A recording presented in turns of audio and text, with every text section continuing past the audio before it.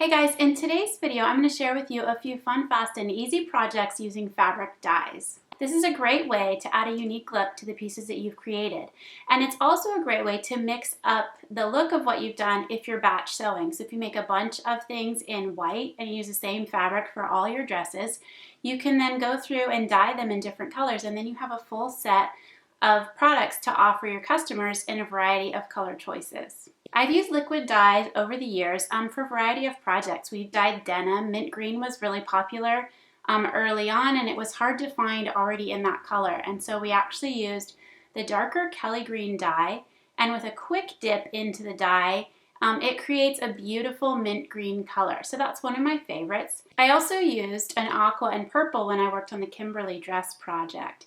So we did that in a few different styles. The first version, I made the dresses in white and then I dipped them in the dyes and dyed the whole dress at one time.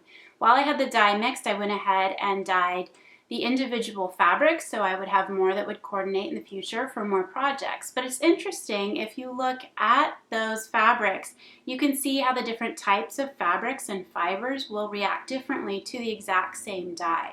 So you always want to test out what you're working on and make sure that you're happy with how it looks. Some fabrics may need to sit in the dye a little bit longer. Some might just need a quick dip. And then you can also use that varying color as an interesting way to coordinate all the fabrics together. All right, well, let's jump on into the projects. I have Melinda with us today, and she's going to show you a few basic tutorials using fabric dyes in different and unique ways. When you're working with fabric dye, there are a few basic supplies that you're going to need. First, you're going to need to select the dye that you want to use for your project. Definitely, you're going to want some latex gloves, either just some rubber gloves like this that are used for kitchen dishwashing, or clear plastic latex gloves, but you want to protect your hands for sure. You're also going to need to have the fabric that you want to use for your project. I find that stainless steel bowls are great for mixing the dye because it doesn't absorb the dye, so you can use them over and over again and you don't wreck your container. You can also use a plastic bucket or anything else that is a little bit more disposable. You'll also want something to stir the dye with, so some wooden sticks or metal spoons are great for that. And then depending on the fabric type that you've chosen, you're going to want to have some salt or vinegar on hand. You're going to want to look at your dye bottle and follow the directions for mixing the dye. Generally, it's in the hottest water that you can stand, either boiled on the stove just before the boil or hot tap water. But again, the dye is going to absorb better the hotter the water is. And if you've chosen to dye a large piece of fabric, you can follow the instructions on the container to run that all through your washing machine, which will give you a different result. Now for the mint green that I mentioned earlier, something like that has to be done as a dip dyed project because you don't want it to sit in the dye very long. So you're going to need to think about those types of outcomes with the color and what you're looking for before you start your project. In this first example, we're going to show you how to do some ombre effect dip dyeing using this cute little drawstring dress. So first off, put your dress in just a bucket of plain ordinary water and let it sit for about 20 minutes. This will help the dye molecules absorb better once you hit the dye bath. While the dress is soaking, I've gone ahead and prepped my work surface. I've got a couple layers of towel here, and then I mixed up the dye bath following the directions on the package. The trick with ombre is you want it very light at the top and very dark at the bottom.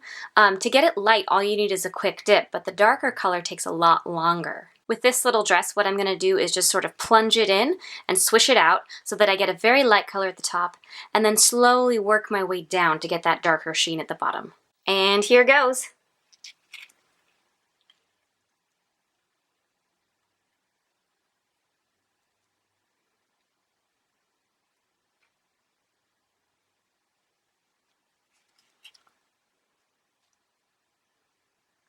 So I got this first round of ombre done and I've rinsed out my dress, and now it's time to do the second.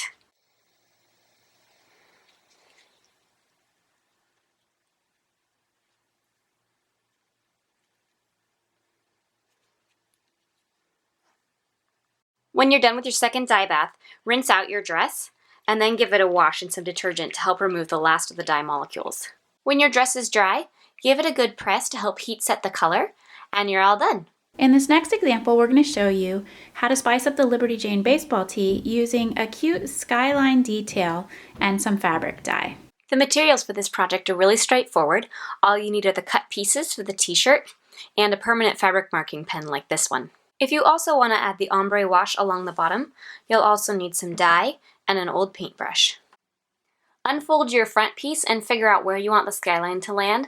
I've used a chalk wheel to draw off a bottom line here, and then this pin is the approximate top. I just found an online picture of the Seattle silhouette, and I'm just drawing it on with my pen.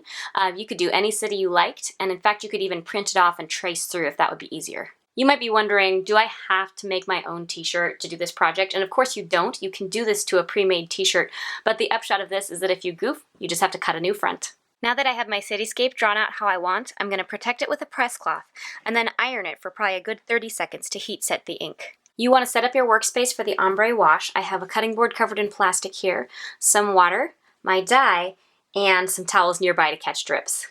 I started off by doing a couple of samples just so I could see what the dye was going to do and what sort of effect I wanted.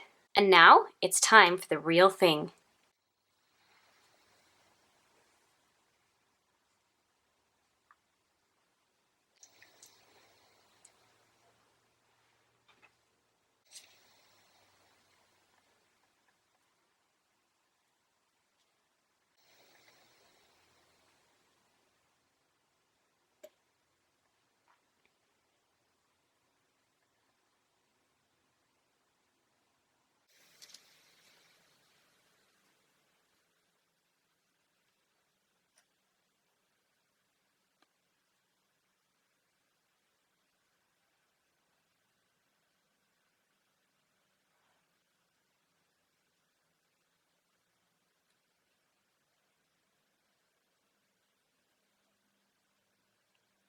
Once you're happy with your dye application job, let it sit for about 10 or 15 minutes, and then carefully take it over to your craft sink and rinse it out.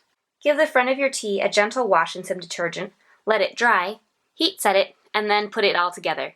And that's it! Alright, well that wraps it up. I hope you guys were able to pick up some new techniques that you can use.